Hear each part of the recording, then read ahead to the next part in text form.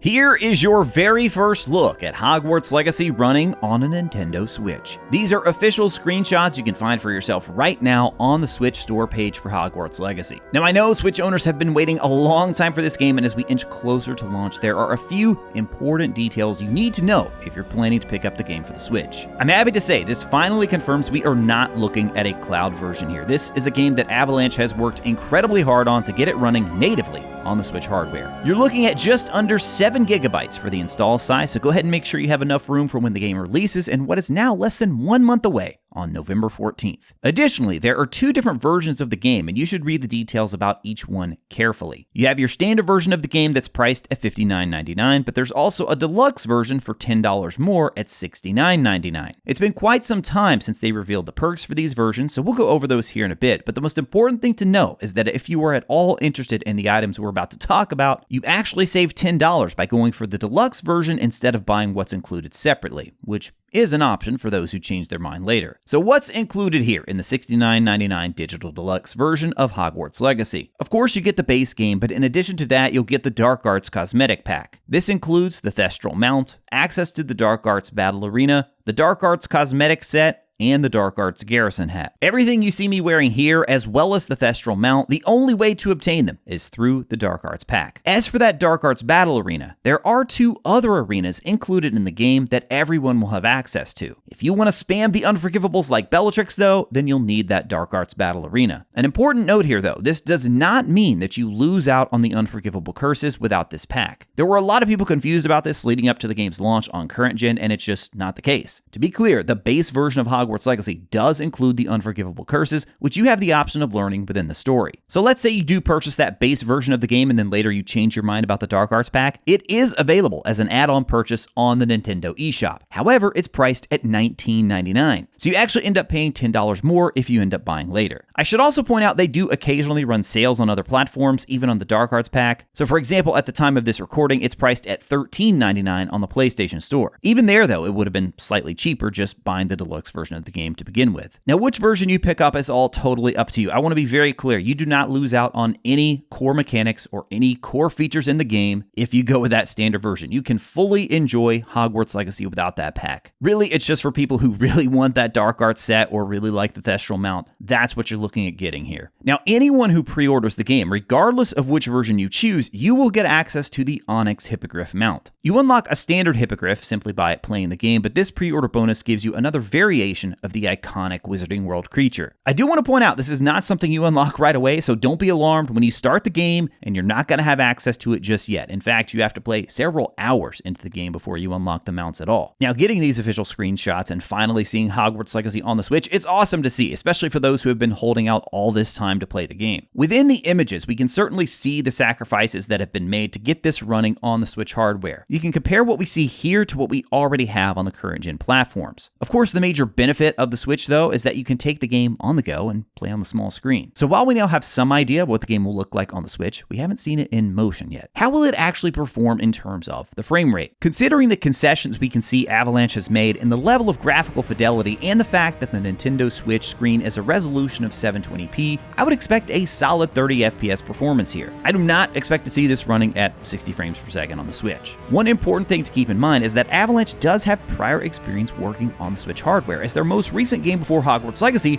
Cars 3 Driven to Win, was actually released on the Switch in 2017. Now, if you are one of those people getting ready to play for the first time on the Nintendo Switch, then I have some important spoiler-free tips. Tips that I wish I knew before I started playing the game. These are going to save you a lot of time. Make sure that you're getting the most out of your time with Hogwarts Legacy. I'll link to that video here on the left side of your screen now. As always, thank you all so much for watching. I'll talk to you again soon.